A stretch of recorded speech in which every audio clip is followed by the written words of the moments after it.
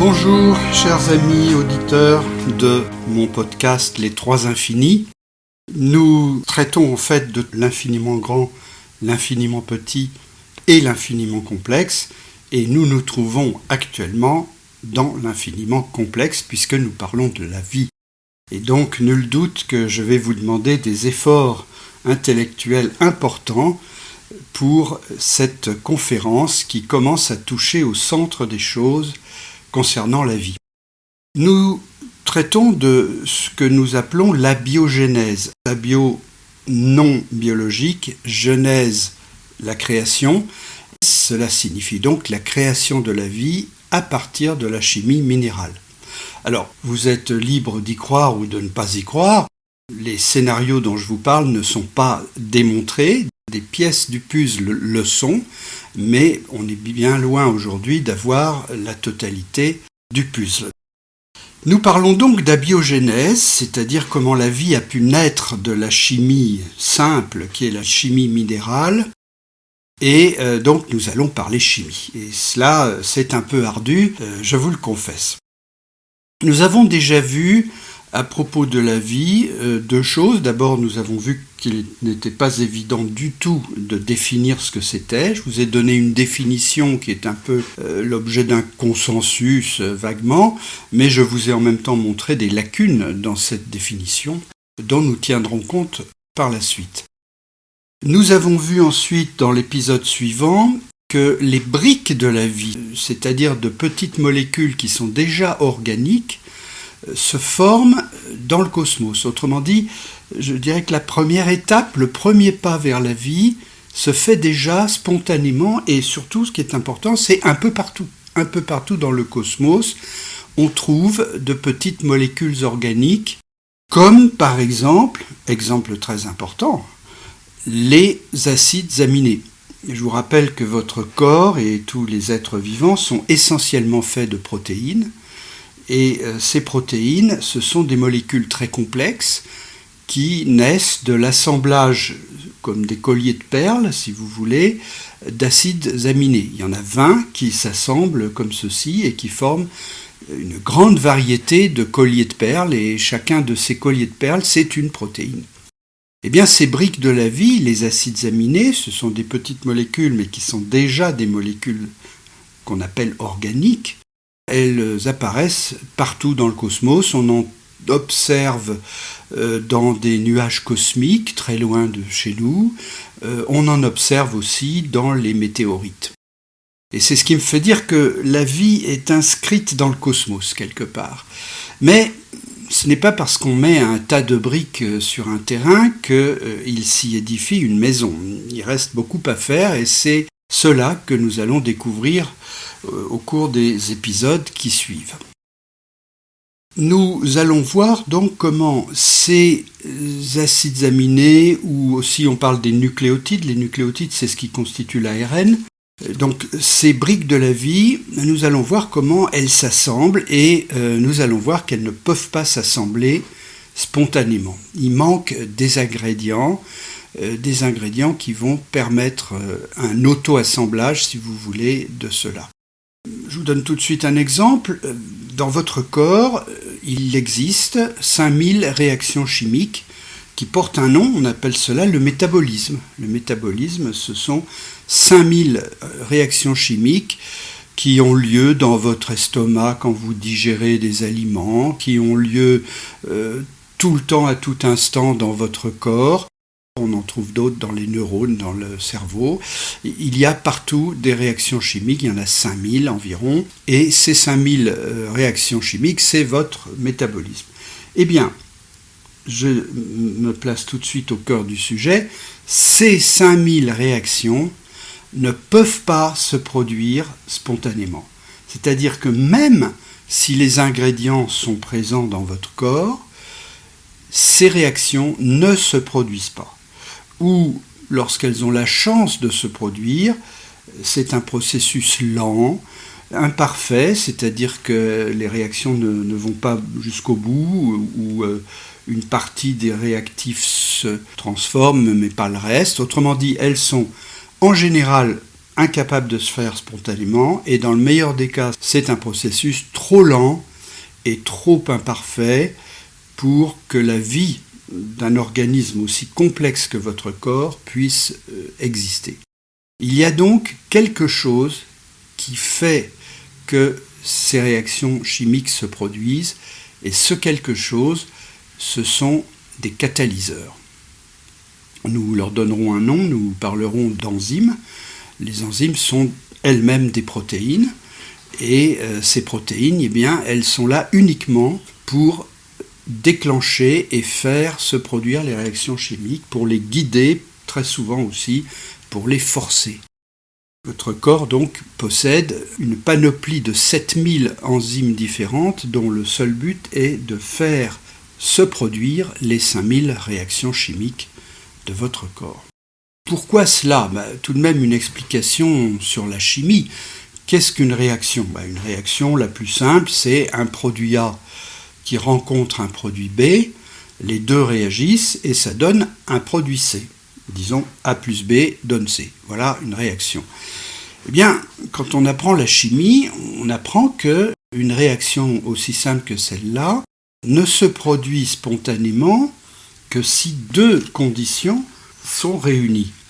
La première, c'est que, nous l'avons vu déjà avant, plus généralement dans l'univers, en oubliant même la chimie, tout système évolue toujours spontanément vers l'entropie maximum. Nous avions parlé de l'entropie, nous avions dit que tout système évoluait vers, disons, les formes les plus stables. Alors, je vous rappelle l'analogie très simple de l'eau. L'eau qui se trouve dans un lac de montagne est arrivée là grâce aux précipitations, à la neige, etc. C'est donc de l'eau qui se trouve dans une situation peu probable. Il n'est pas évident de monter de l'eau à 4000 mètres d'altitude. Et cette eau, elle ne demande qu'une chose, c'est descendre. Et descendre vers l'état le plus élémentaire et le plus simple, le plus probable, c'est la mer, c'est de tomber dans la mer. Et donc, l'eau du lac de montagne va toujours chercher une pente pour descendre, le but étant finalement de rejoindre la mer. Et tout fonctionne comme ça. L'univers entier, la vie, rien n'y échappe, c'est une règle absolue. En chimie, qu'est-ce que ça veut dire ? Qu'est-ce que le lac de montagne et qu'est-ce que la mer ? Le lac de montagne, ce sont des molécules peu probables. Peu probables, c'est-à-dire complexes. Par exemple, une protéine, c'est quelque chose de peu probable puisqu'il faut un organisme pour la fabriquer. Je donnerai un autre exemple, du sucre. Le sucre, c'est une molécule déjà assez complexe et elle ne demande qu'une chose, c'est aller vers le bas. Et qu'est-ce que c'est que le bas ? Qu'est-ce que c'est que la mer ? Ce sont les molécules les plus élémentaires, c'est-à-dire l'eau, H2O, le gaz carbonique, CO2 et quelques autres. Vous voyez, le destin d'une molécule improbable, comme du sucre, c'est de se dégrader pour terminer en eau et en gaz de carbone. Alors, je vous donne tout de suite un exemple de cela. Vous avez consommé à midi des aliments complexes, et maintenant, quand vous m'écoutez, vous respirez, et qu'est-ce qui ressort de votre bouche chaque fois que vous expirez ? C'est de la vapeur d'eau et du CO2. C'est tout simplement parce que votre organisme, par le métabolisme dont j'ai parlé, dégrade les molécules complexes et la fin de ce processus, ce sont les molécules ultra simples et ultra stables aussi, que sont l'eau et le CO2. Et donc votre corps absorbe d'un côté du sucre, des graisses, des aliments très énergétiques et en même temps complexes, et tout ceci se termine à la fin par une expiration d'eau et de CO2. Voilà donc la pente dont je parle. Ce n'est plus du tout la pente de la montagne avec l'eau qui dévale la pente, mais je reprendrai souvent cette expression. Je dirais que les molécules en chimie cherchent à dévaler une pente qui va des molécules complexes vers les molécules les plus simples. Un autre exemple de cela, c'est l'automobile. Vous mettez dans le réservoir des hydrocarbures, qui sont des molécules complexes qui ont été échafaudés par la vie à l'époque du Carbonifère, qui sont donc des molécules hautement improbables. Elles vont brûler dans les pistons de votre moteur. Et qu'est-ce qui sort de tout cela? De la vapeur d'eau et du CO2. Donc vous voyez bien cette pente qui va des molécules complexes vers les molécules les plus, on dirait, les plus dégradées, c'est-à-dire les plus élémentaires. Alors ça, c'est la première condition pour qu'une réaction se fasse spontanément. Il faut qu'elle se fasse dans le sens du bas. De même que l'eau ne peut pas remonter une pente, eh bien, des molécules chimiques, en réagissant, ne peuvent pas remonter vers des formes plus complexes. Elles ont tendance à descendre vers les formes les plus simples.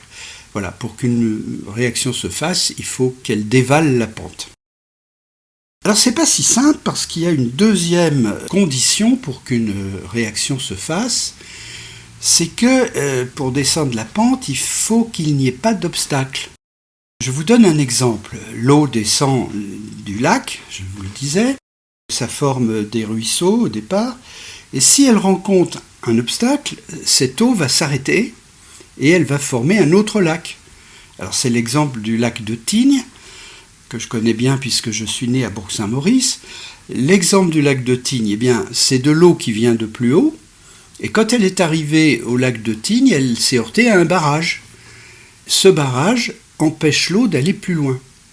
Donc, elle empêche la descente de la pente.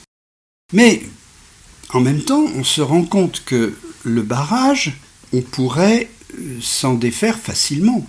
Il suffit de quelques kilos de pain de plastique que l'on met contre le béton de ce barrage, qu'on fait exploser. Il suffit de cela pour ouvrir une brèche dans le barrage de Tignes, et des milliards de tonnes d'eau se mettent à dévaler la pente.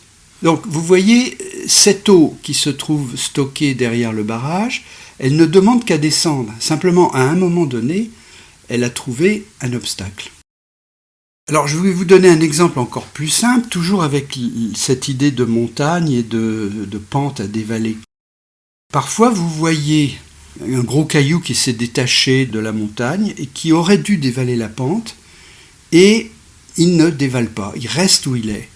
Alors vous vous approchez, vous regardez en bas et vous constatez que devant le caillou, le gros caillou, il y a un petit caillou qui est placé au bon endroit et qui l'empêche de descendre. Alors en même temps, vous vous dites, si un jour ce petit caillou se fendit, là le gros va descendre et ça va faire du bruit. Alors, vous vous dites, mais si je viens avec un grand bout de bois, je me mets près de ce gros caillou et je pousse le petit caillou d'un coup, je vais faire tomber le gros. Bah oui. Eh bien, quand vous poussez le petit caillou, vous êtes un catalyseur. Et voilà ce qu'est un catalyseur. C'est ce qui permet à une réaction de se faire alors qu'elle se trouvait bloquée par un obstacle. Et vous comprenez que peu d'énergie suffit à débloquer la situation. Il suffit que vous poussiez sur ce petit caillou et vous allez faire tomber un caillou de 3 tonnes. Donc voilà ce qu'est la seconde condition pour qu'une réaction se fasse. Il faut qu'il n'y ait pas un obstacle qui l'empêche de se produire. Et cet obstacle, eh bien, il est très fréquent en chimie. On l'appelle le potentiel d'activation.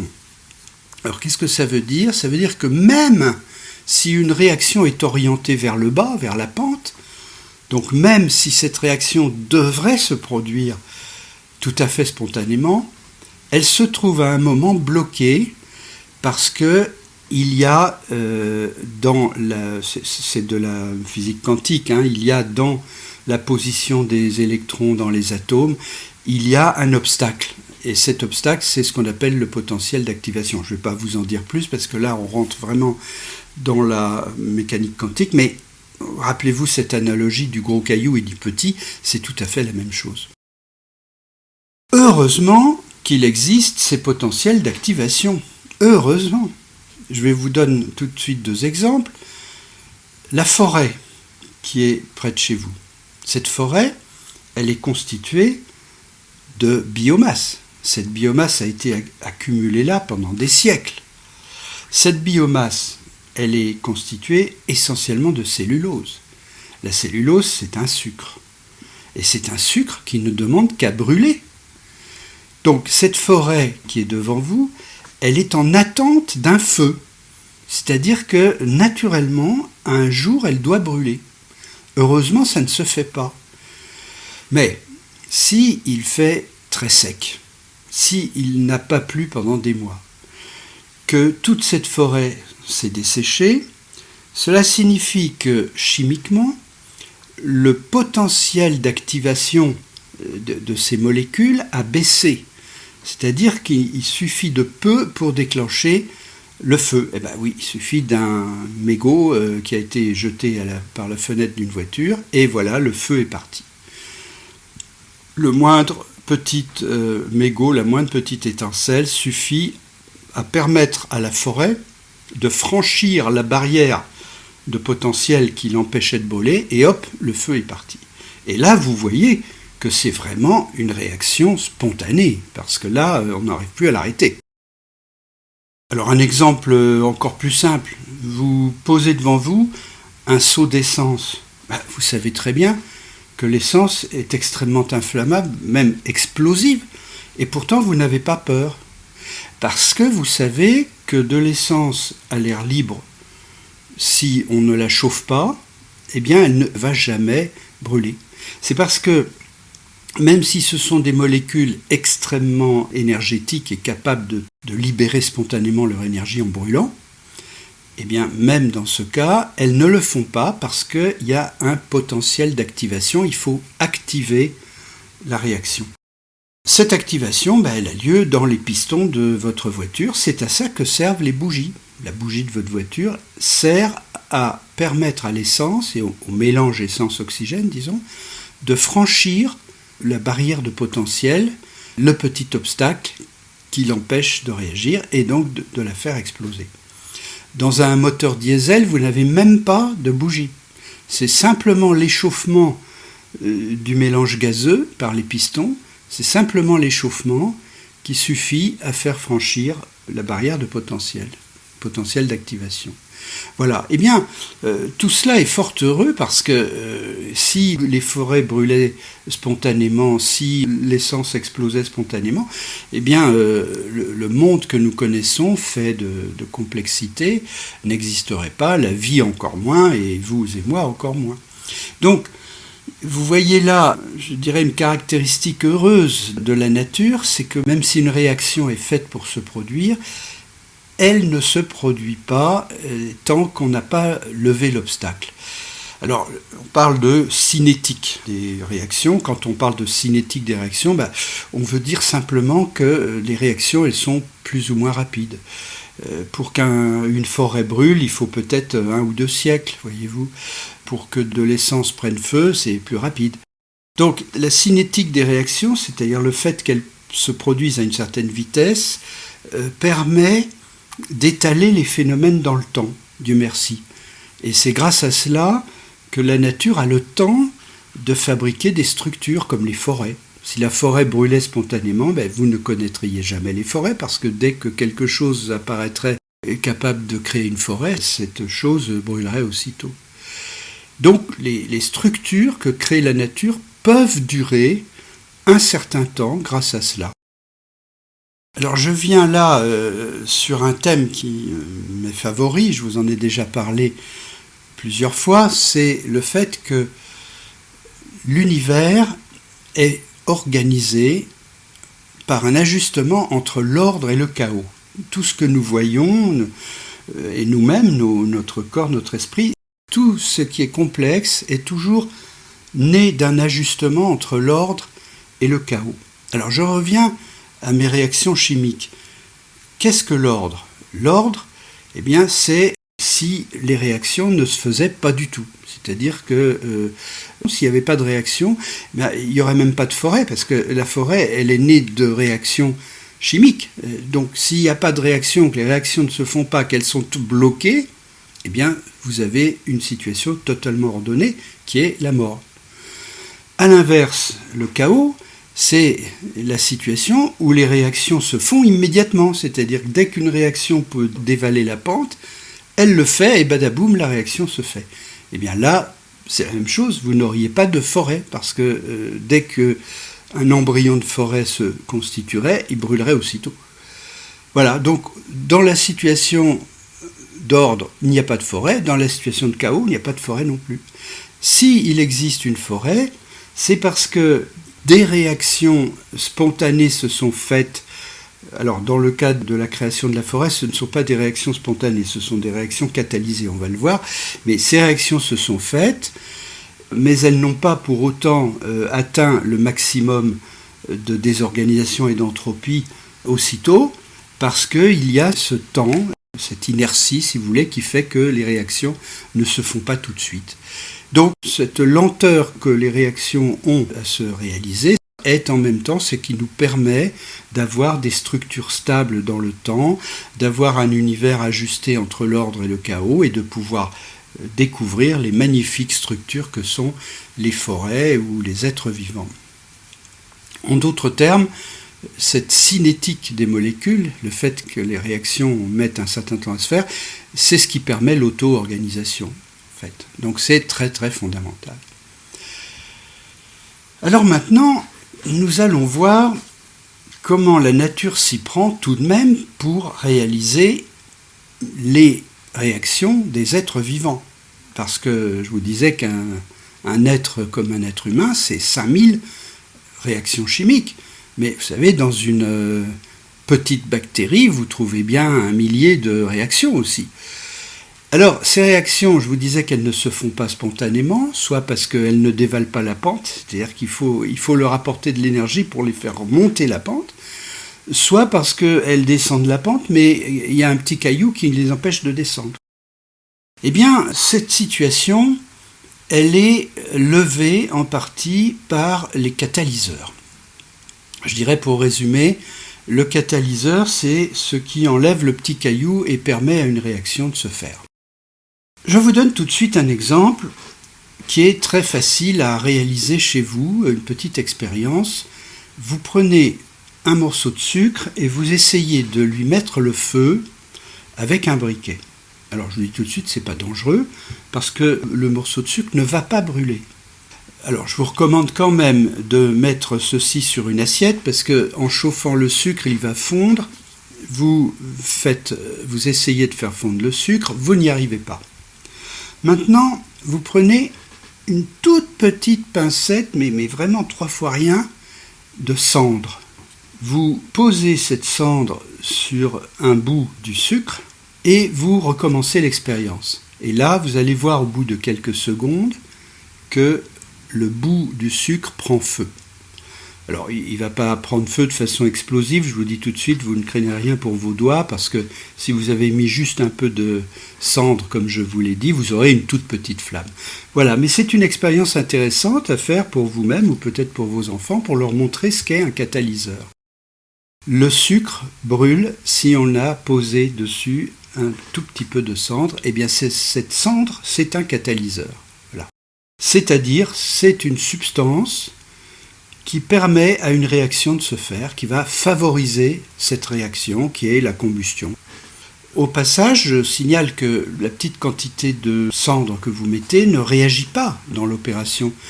Elle reste intacte et donc elle continue. Elle peut rester là jusqu'à la fin de la combustion du morceau de sucre.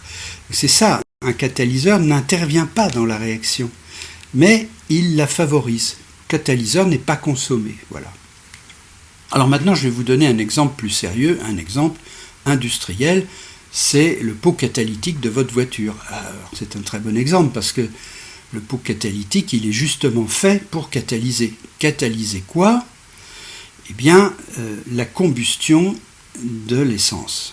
Alors pourquoi ? L'essence brûle dans les cylindres de votre voiture et les cylindres vont très vite. Ce qui fait que les cylindres ne donnent pas assez de temps pour achever complètement la combustion.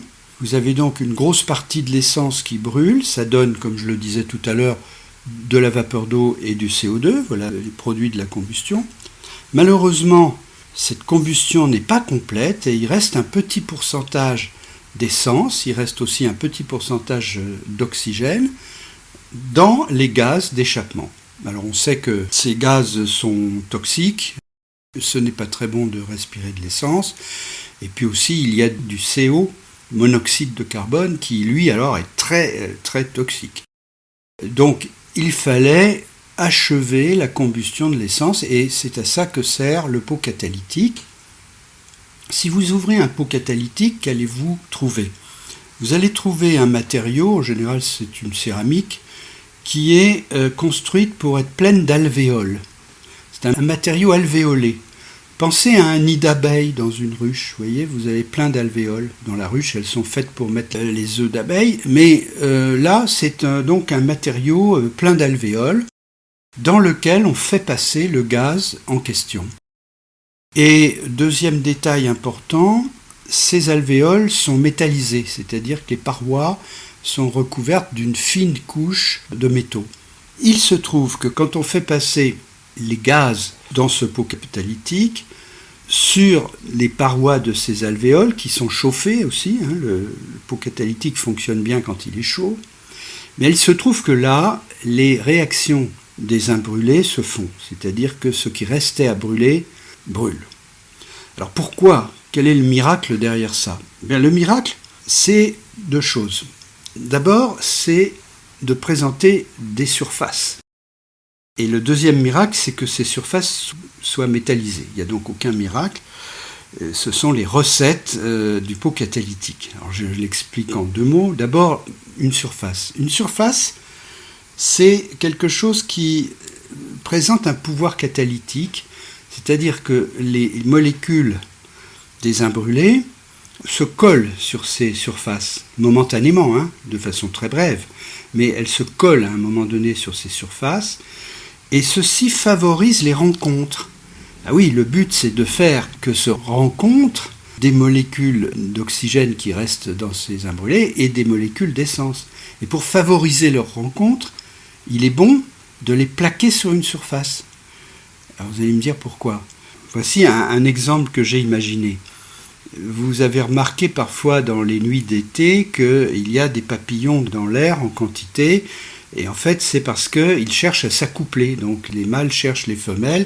Eh bien s'il y a suffisamment de papillons, ils vont se rencontrer, pas par hasard, c'est parce qu'ils émettent des phéromones et des odeurs qui leur permettent de se trouver.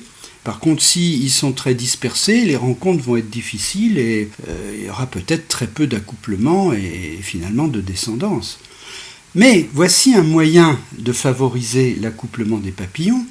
Si on leur passait le mot à tous et on leur disait « atterrissez tous sur Terre, arrêtez de voler, vous vous mettez tous par terre », eh bien ces papillons, plaqués au sol, seraient plus concentrés et ils pourraient se retrouver beaucoup plus facilement.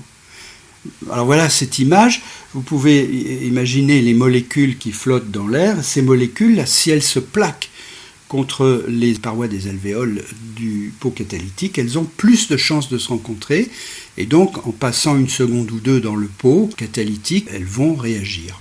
Donc voilà ce qu'est un pot catalytique. Pourquoi est-il fait d'alvéoles ? Tout simplement parce que les alvéoles présentent de grandes surfaces. Grâce aux alvéoles, vous pouvez concentrer dans la dimension d'un pot catalytique, disons 40 cm par exemple, vous pouvez concentrer là une très grande surface. Alors l'autre principe, je vous l'ai dit, c'est que ces surfaces sont métallisées. Oui, parce que les métaux ont des propriétés catalytiques importantes. Le métal le plus utilisé dans les catalyseurs, mais qui coûte très très cher, c'est le platine. Un catalyseur au platine, c'est extraordinairement efficace. Mais bon, on ne peut pas faire cela pour des pots d'automobile, mais on utilise toutes sortes de métaux, et on sait que dans la vie, un certain nombre de métaux ont un rôle catalytique très important, le fer, le nickel, le zinc, le molybdène, le magnésium, le manganèse, l'aluminium, le rubinium. Voilà les métaux qui ont un effet catalytique élevé. Donc je vous cite là des catalyseurs, je dirais, généraux, c'est-à-dire qui favorisent en général les réactions. C'est vrai que le pot catalytique, on envoie des imbrûlés dedans, mais on pourrait envoyer d'autres sortes de gaz, et le pot catalytique favoriserait aussi les réactions d'autres gaz. Alors il existe comme ceci pas mal de catalyseurs, je dirais naturels, qui ont certainement joué un rôle crucial au début de la vie, tout à fait à l'origine. Eh bien, ce sont des catalyseurs qui sont relativement peu efficaces. Bon, ça suffit quand même pour les imbrûlés de la voiture, mais on ne va pas très loin. Et en tout cas, on ne fabrique pas la vie avec ces catalyseurs-là. Il faut des catalyseurs plus puissants. Rappelez-vous, vous avez 5000 réactions chimiques dans votre corps. Aucune de ces réactions ne peut se faire spontanément. Elles sont toutes guidées par des catalyseurs. Alors là, c'est ce que j'appelle les catalyseurs spécifiques, c'est-à-dire ce sont des catalyseurs qui sont ajustés pour une réaction bien précise. Lorsqu'un catalyseur dans votre corps favorise une réaction, il est fait pour cette réaction et pas pour une autre. Il est spécialisé sur une réaction. On appelle ça un catalyseur spécifique. Alors qu'est-ce que c'est qu'une enzyme ? Je vous ai dit tout à l'heure que votre corps était fait de protéines, c'est-à-dire des sortes de colliers de perles qui sont une succession d'acides aminés, ça forme un collier de perles. Et ce collier de perles, il ne reste pas allongé, il se recroqueville. Il se recroqueville parce qu'il a des charges électriques un peu partout, des plus et des moins, et les plus et les moins s'attirent, et le résultat c'est que la protéine se rassemble comme une pelote. Imaginez un fil de laine et une pelote. Eh bien, le fil de laine, si c'est une protéine, il ne reste pas à l'état de fil. Il se recroqueville tout de suite en pelote. Et ce qui est intéressant, c'est que les protéines de votre corps, lorsqu'elles se regroupent en pelote, c'est toujours la même pelote. Le repliement de la protéine, c'est tout à fait fascinant, mais le repliement de la protéine ne se fait que d'une seule façon. Par exemple, il y a deux bouts qui se rejoignent, ça fait une espèce de cercle. Les deux parois du cercle se regroupent et ça se plie d'une certaine façon, et puis ça se replie d'une autre. Et toute cette succession est toujours la même. Ce qui fait qu'une protéine va toujours donner une forme à la fin, mais qui est toujours la même.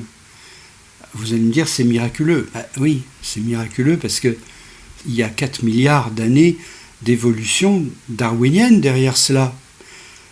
Ça ne s'est pas fait comme ça du premier coup.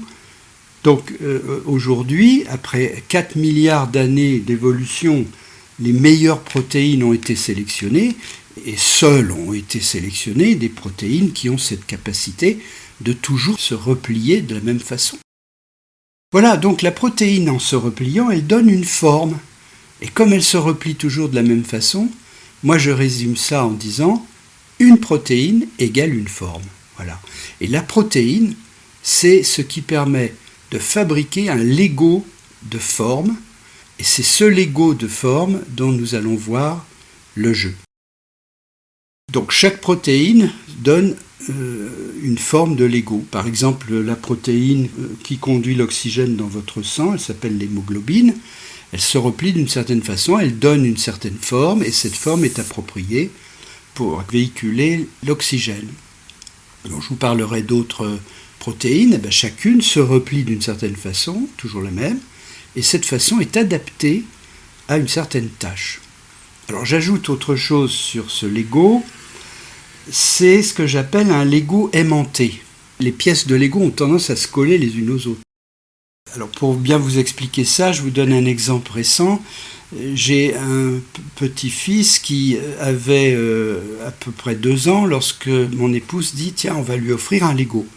Alors, la vendeuse du magasin de jouets nous dit « Vous savez, 2 ans, moi j'ai pas vraiment ce qu'il lui faut parce qu'il va regarder les pièces de Lego mais il va pas savoir les assembler. » Ah mais attendez, j'en ai un qui peut fonctionner, un Lego très grossier, c'était des pièces très simples, mais dont les extrémités étaient aimantées. En fait, c'est un Lego en plastique avec 2 petits aimants aux extrémités.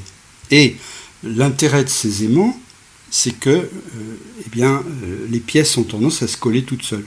À la limite, je dirais, vous prenez la caisse dans laquelle se trouve ce Lego, vous secouez la caisse, et vous voyez déjà se former des formes intéressantes. Donc c'est évidemment motivant pour un bébé qui n'est pas habile de voir que même en prenant très maladroitement les pièces, il arrive à faire quelque chose avec. Eh bien le Lego de la nature, qui sont ces protéines, il est aimanté et il a ainsi des actions sur les autres pièces de Lego. Cela est dû aux forces d'attraction électrique qui se trouvent autour de cette forme. La protéine se replie en une forme et si vous pouviez voir ça au microscope et qu'on pouvait voir les charges électriques, vous verriez des petits plus et des petits moins tout autour de cette forme qui va lui permettre d'interagir avec autre chose. Alors, les 4 milliards d'années de l'évolution ont sculpté les bonnes formes, si vous voulez. Nous avons donc des pièces de Lego aimantées qui vont être capables de réagir et qui vont former ce qu'on appelle les enzymes. Une enzyme, c'est une protéine. Toutes les protéines ne sont pas des enzymes. Par exemple, l'hémoglobine dont je vous ai parlé ou les protéines qui forment votre muscle ne sont pas des enzymes. Mais le gros des protéines qu'il y a dans votre corps, en tout cas en variété, ce sont des enzymes. Et les enzymes, c'est tout simplement des pièces de Lego qui, grâce à leur forme, vont pouvoir jouer sur les réactions. Alors comment ça se passe ? Eh bien, une enzyme va favoriser la réaction A plus B donne C, par exemple. Comment fait-elle ? L'enzyme a une bonne forme, parfaitement ajustée au cours des âges, qui est faite pour attraper la molécule A. C'est-à-dire que quand une molécule A passe à son voisinage, elle est attirée électriquement, elle se colle. Donc je dis l'enzyme a attrapé la molécule A. De la même façon, la même enzyme, juste à côté, va attraper la molécule B dès qu'il y en a une qui se présente. Et dès qu'elle a les deux molécules en main, eh bien, elle se déforme légèrement et elle rapproche les deux et elle force la réaction A plus B qui donne un autre produit C. Et dès que le produit C est formé, il y a de nouveau une déformation dans l'autre sens qui fait que tout ça est relâché dans la nature. Donc je résume, l'enzyme attrape A, attrape B, les oblige à réagir et les libère. Et quand elle a libéré ces molécules, elle est prête à recommencer. Elle retrouve une molécule A, une molécule B, elle les rapproche tout simplement, la réaction se fait et elle les libère. Donc vous reconnaissez cette qualité des catalyseurs, c'est de ne pas être consommés eux-mêmes, ils restent disponibles pour faire le travail autant de fois qu'il le faut. Alors, les enzymes sont devenues extrêmement spécifiques, ça veut dire qu'au début, les premières enzymes devaient fonctionner de façon approximative, c'est-à-dire qu'elles favorisaient plus ou moins une réaction, un peu comme dans le pot catalytique. Et puis, la sélection naturelle a joué et les formes des enzymes se sont affinées progressivement pour être de plus en plus efficaces dans la chimie, c'est-à-dire le fait de déclencher les réactions. Je vais vous donner 2 exemples de ces enzymes qui sont extrêmement finement ajustées. Premier exemple, l'alcool déshydrogénase. Imaginez que hier soir, vous ayez passé une bonne soirée bien arrosée. Vous rentrez chez vous, si possible sans conduire, et là, vous savez que vous allez avoir, selon ce que vous avez bu, besoin de quelques heures pour métaboliser l'alcool. Eh bien, métaboliser l'alcool, c'est-à-dire détruire les molécules d'alcool, ce n'est pas quelque chose qui se fait naturellement. S'il n'y avait pas d'enzyme, vous perdriez l'alcool dans votre respiration, en partie. C'est pour ça qu'on dit un tel sent l'alcool, il a bu, on le sent, et une partie partirait par l'urine. Mais si vous deviez compter sur l'urine et sur la respiration pour vous défaire de votre alcool, ce n'est pas quelques heures qu'il faudrait. Il faudrait probablement au moins la semaine. Donc vous iriez tous les matins au travail partiellement imbibé. Alors, Dieu merci, c'est pas comme ça que ça se passe. Il y a une enzyme qui s'appelle l'alcool déshydrogénase, dont le but est précisément de casser les molécules d'alcool. Ça se passe comme ça, quand vous buvez de l'alcool, ça déclenche par un certain nombre de mécanismes la fabrication de cette enzyme. Donc vous avez toutes les cellules de votre corps qui commencent à fabriquer des enzymes, Et puis dès que ces enzymes sont là, eh bien, elles attrapent les molécules d'alcool, elles les cassent en deux, et elles en attrapent une autre, elles les cassent en deux, elles en attrapent une autre, elles la cassent en deux, etc. Elles peuvent faire ça des milliers de fois par seconde. Et c'est le travail de cette enzyme qui a été ajusté pour précisément attraper les molécules d'alcool qui vous fait éliminer l'alcool. Alors, je vous cite une petite anecdote pour détendre un peu vos neurones. J'ai travaillé pendant 22 ans avec des Japonais et je suis allé 70 fois au Japon. Et j'ai toujours remarqué une chose, lorsqu'on avait un cocktail, vous aviez le discours du chef et puis il proposait de passer au buffet. Et là, tout le monde se servait de la bière, du whisky, etc. Une demi-heure après, j'ai toujours observé ça, une demi-heure après, la moitié des Japonais étaient tout rouges de visage. Rouge. Eh bien, c'est simplement parce que la moitié des Japonais, la moitié de la population des Japonais, présente un défaut génétique portant sur l'alcool déshydrogénase. C'est-à-dire que cette enzyme, elle est fabriquée par un gène, et il se trouve que ce gène, chez la moitié des Japonais, est peu efficace. Autrement dit, ces Japonais-là, la moitié de la population, métabolisent mal l'alcool. Alors, ça me faisait rire, et puis quand j'y ai pensé un jour, plus tard, lorsque j'écrivais mon premier livre, je me suis dit, mais finalement, on s'aperçoit que dans l'espèce humaine, nous autres Français, nous sommes doués par rapport aux Japonais parce que nous avons une enzyme alcool déshydrogénase qui fonctionne très bien.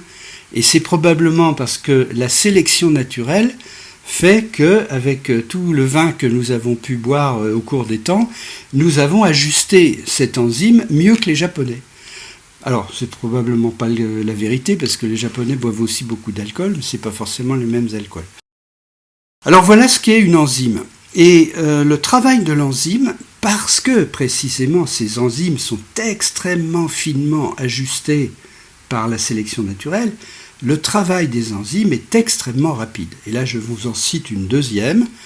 Vous avez dans votre corps une enzyme qui s'appelle l'anhydrase carbonique, dont le rôle est curieusement un peu l'inverse du pot catalytique des voitures. Le pot catalytique des voitures sert à faire du CO2 à partir des imbrûlés, alors que l'anhydrase carbonique, elle sert plutôt à détruire le CO2. Donc vous voyez, c'est un peu le chemin inverse.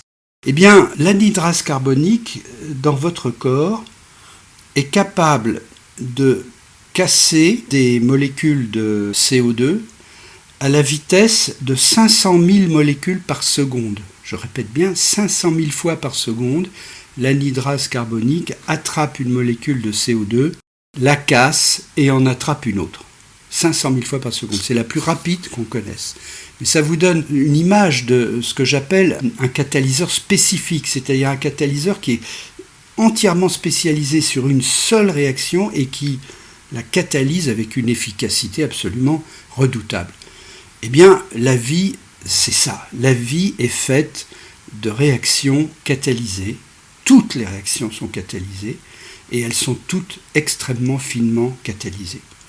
Alors, ça rend difficile l'exercice de réfléchir à nos origines parce qu'on n'imagine pas un instant qu'aux origines de la vie aient pu exister des enzymes aussi efficaces.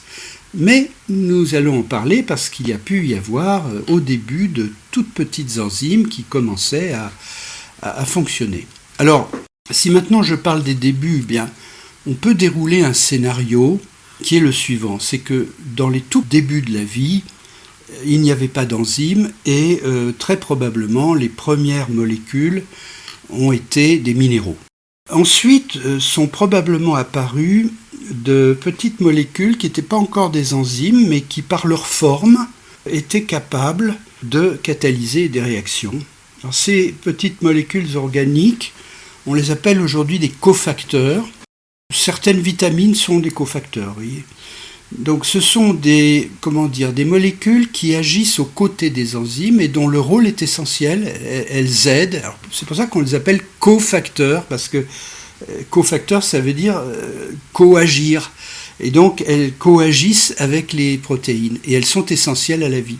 Donc on pense qu'elles ont été les premières enzymes.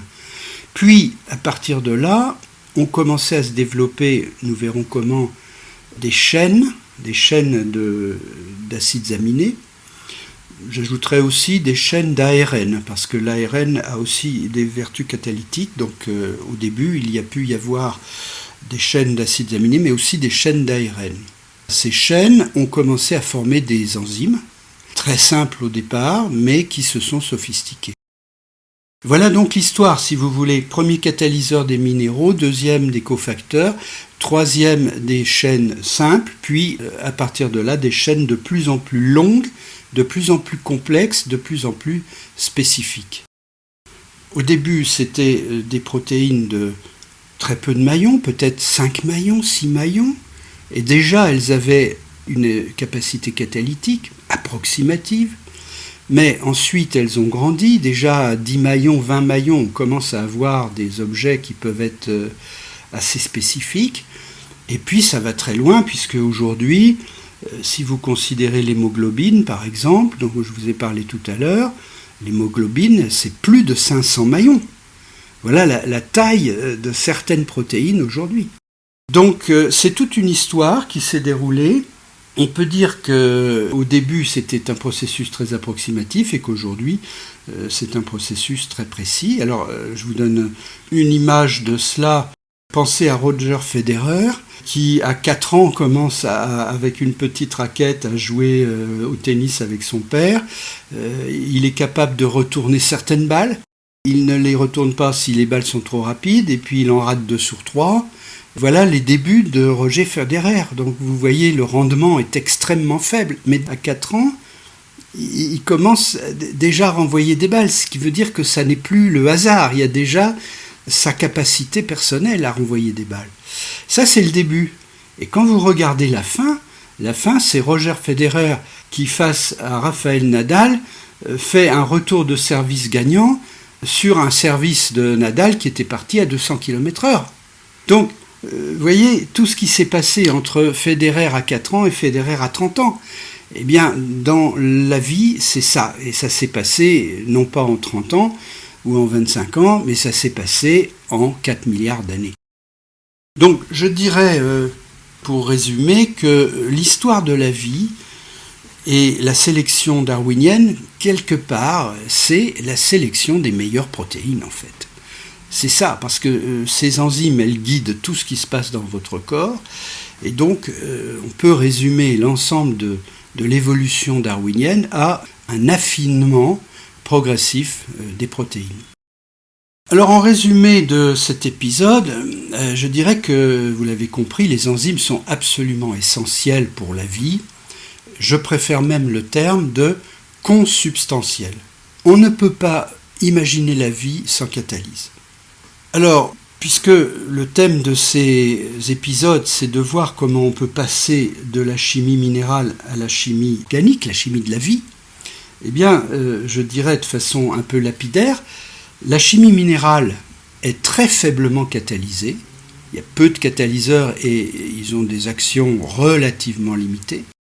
Alors que les réactions chimiques de la vie, elles, sont très fortement catalysées et ne peuvent fonctionner qu'avec une catalyse extrêmement efficace, extrêmement ciblée, extrêmement spécifique. On voit maintenant tout de suite se poser le problème, c'est comment on a pu passer d'une chimie minérale peu catalysée à une chimie organique extrêmement catalysée. Là, il y a une évolution. Et donc, je vais reprendre le terme de la catalyse la fois prochaine dans un épisode qui s'appelle « L'étincelle de vie ».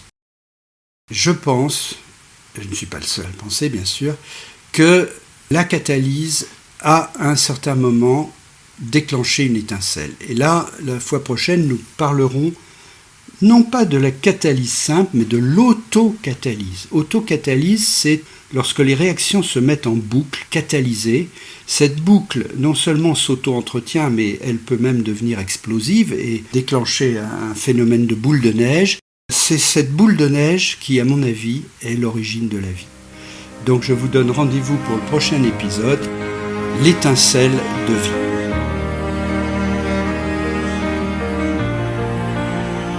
Ce podcast est tiré du livre Les clés secrètes de l'univers de Michel Galliana-Mingo.